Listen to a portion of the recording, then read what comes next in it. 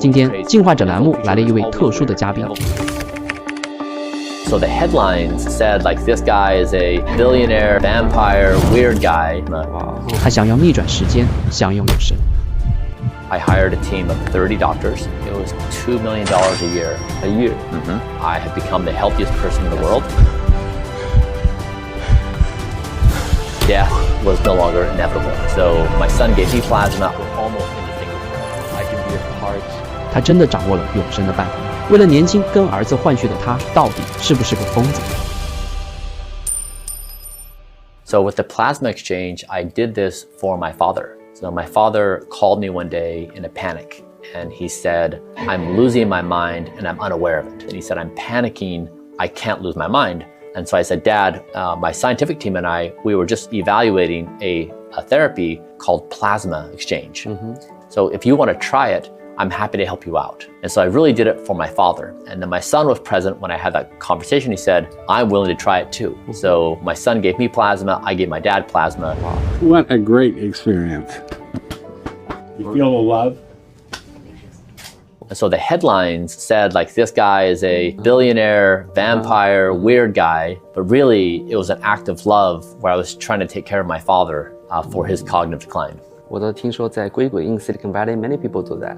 Yeah, and the results that my father experienced were great. And so he's 71. He was aging at the rate of a 71-year-old before the therapy. And after the therapy, his speed of aging reduced to 46. So it dropped by 25 years. He commented himself, he felt like a different person. His coworker. Lung age or heart age or brain age? Yeah, all of these were dramatically slowed that.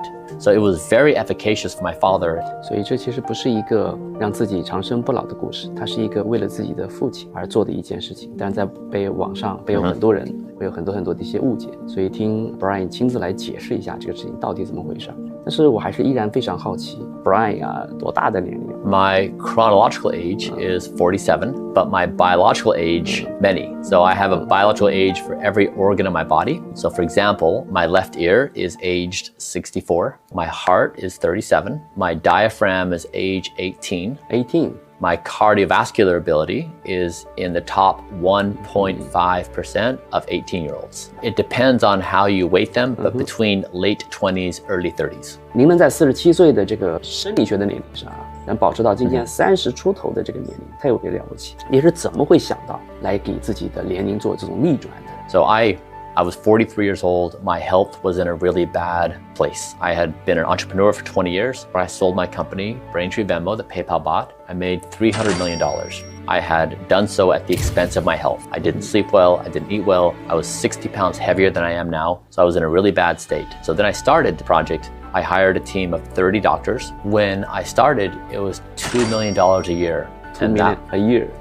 And that was on the scientific team. And then we measured every organ of my body. We used imaging, we used blood tests, urine, saliva, stool, fitness tests, every test we could to get a biological age of every organ of my body as a baseline. And so I tried to create, I shared this openly with the whole world so everybody can examine my data, all medical professionals, everybody could see it. We reviewed all the scientific literature in existence on longevity, and we ranked all of it according to the best performing to the least performing. And then we applied all the science to my body, all the therapies, and we said, what happens? And we did this process again and again, measurement, therapy, data, measurement, therapy, data. And through this process over 4 years, I have become the healthiest person in the world. And my speed of aging has dropped from 1, which is like normal for my age, to 0.64. And so I've dramatically slowed down my speed of aging to where, normally somebody would celebrate a birthday every 12 months, but I'm every 19. So what if I can get it to 20 months and 21 and 22? The goal is to just slowly, incrementally roll our aging back. So pretty soon, we're extending more and more and our technologies get better and better. And so we just have to piece together these baby steps that we can see a horizon of new possibility. 我就特别想请教一个问题，对于我们一个大部分的普通人来说，他可能没有200万美金里面去解决这个问题，他有什么办法可以延缓自己的衰老？ I'll share a few things that are free, so they don't cost anything. Thank you. Okay, so what everyone can do, the best thing is to make sleep their #1 life priority. I totally agree. I have built my entire life around sleep. So that is the exact opposite. Current culture says you don't need sleep, or if you sleep, you're weak, or if you sleep, you're falling behind, or if you sleep, you're not going to be as successful. Those things are all untrue. You will be more successful. You will be happier. You will have more energy. You will be more youthful. You will be better. Sleep is the most powerful drug in existence. Totally. I wanted to demonstrate the power of sleep, and so I achieved the best sleep score in human history. 8 months of perfect sleep, 100% with a wearable, so it's all quantified. And so I did these 5 things. One is I had to remap my identity that I am a professional sleeper. So that means I take sleep seriously. I don't just show up to sleep when I have time. I don't push it aside if I have other things to do. Sleep is a top priority. Number 2 is the last meal of the day matters a lot. And so eat your last meal of the day at least 2 hours before your bedtime, and then try 3 hours, and then 4, and then 5. Slowly push it back, and you will see the further you push it back, the lower your resting heart rate will become, and the better your sleep will be. If you eat late at night or close to your bedtime, especially if you eat things like rice and noodles, which have a higher load for digestion, your heart rate will go up and your sleep will go down. 这是好消息，也是坏消息。很多中国人喜欢吃夜宵，就是等到晚餐之后睡觉之前，还要出去吃第4顿饭啊，那顿饭看来就不能吃了。Yes, yeah, exactly. So I have several people with me on this trip are Chinese, and so we have been doing this as a group in moving the last meal of the day earlier, and all of them are reporting it's dramatically improved their sleep. And they had never heard this before, so it's significantly changed how they feel about life. Number 3 is consistency. Is the body loves routine.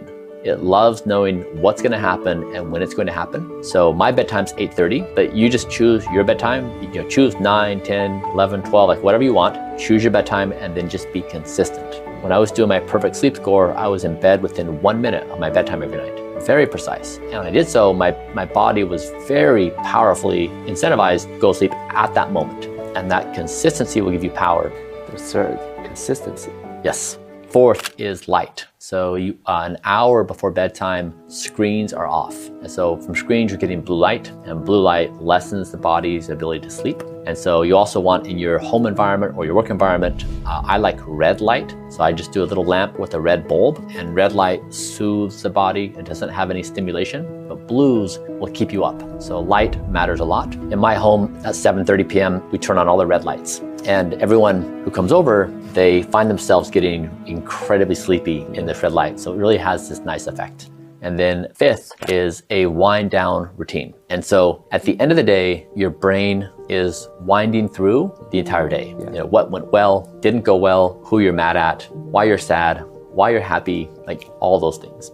And so you want to have an internal dialogue and be able to acknowledge those thoughts and those feelings. Because if your head hits a pillow and you're still ruminating on these thoughts all night long, you'll be spinning on these thoughts constantly, and you won't be able to get into your deeper sleep patterns. So it's a focused 1 hour time period where you're not working and you're specifically doing things like reading a book or doing breath work or meditating. But it's 1 hour to calm your body down and get ready for sleep. 这可能是最难的一个部分。我们的观众大部分都是创业者，都是企业家，他们可能每天都有大量的 difficult problems to solve， 所以让他有1个小时不去想这些事儿，实在是太困难了。有没有一些好的办法可以把它暂时的拿掉吗？这些思虑。Yeah. So I do this thing where I have a dialogue with myself. And so at 7:30 p.m. when Sleep Brian comes onto duty. So I imagine Sleep Brian has armor on, a shield, and a sword. And he's there to defend every other Brian. So at 7:31,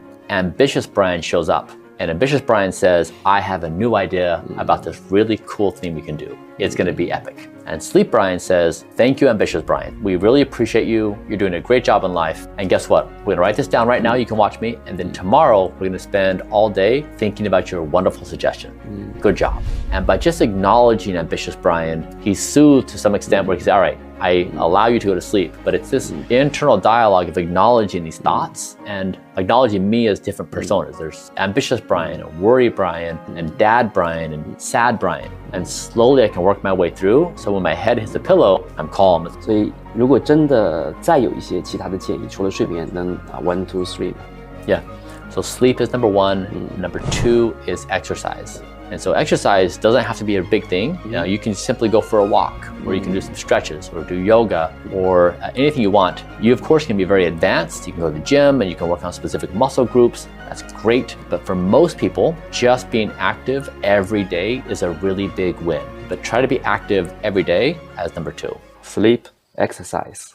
Third is nutrition. Now, this is complicated. Food is wound up in our emotions. And so the beginner level is you want to simply try to eat more good foods for you and eat fewer bad foods. You probably want to avoid things like sugar. Less than that, you'll probably want to avoid fried foods. You probably want to avoid junk food. But I really love it. I understand. So how to avoid, how to fight with? So what I do is I don't give myself any choice. So I build a system and I say, this is what you're going to eat today, and that's all I eat. And so if you wait until the moment, so for example, if you say, I'm going to do my best, but I'm going to have a little bit of wiggle room. So at 3 o'clock, you're a little hungry, it's afternoon munchies, and you have like a few bags of junk food, and you put yourself in that situation, you're most likely going to eat the junk food. And so I just basically say, I'm not going to give myself the choice, because I know if I do, I'm going to do it. I'm going to cave to the temptation every single time. So I just don't give myself a choice. Systems over willpower. That's really good. 讨论完所有这个问题之后，我对 Brian 啊就充满了好奇，是个什么样的状态，能让你今天有这样的一个雄心壮志，能给大家介绍介绍吗？ I grew up in a small community on a farm in the United States. It was a deeply religious community. I then was a missionary for that church in Ecuador. So I went from like a lower middle class family in the US to live among extreme poverty in Ecuador. So dirt floors, mud huts. And I came back to the United States, and that was such a formative experience for me. I came back and I said, I want to do something in life that improves the lives of people. That's how I want to spend my life. And specifically, I've read hundreds of biographies, and I really respect people in their time and place for doing impossibly hard things. Things that people in their time and place think are crazy or impossible. And so I want to do something that those that exist in the year 2500 will respect. So I don't care about anyone respecting me right now. I only care about people in the year 2500 to respect me. And so I want to play in that. And so that's what I'm doing now, is I'm trying to say, in the perspective of those that exist in the year 2500, they will say, of course, humans would have solved that death is no longer inevitable in the early 2020s. They would see that death was no longer inevitable. They were moving towards radically extending their lifespans. Of course, this transition would happen. And they'd say, and he saw it. And he actually developed the model and shared it with the world. So that's my goal, is move the human race forward in ways that allow us to thrive in ways we can't even imagine.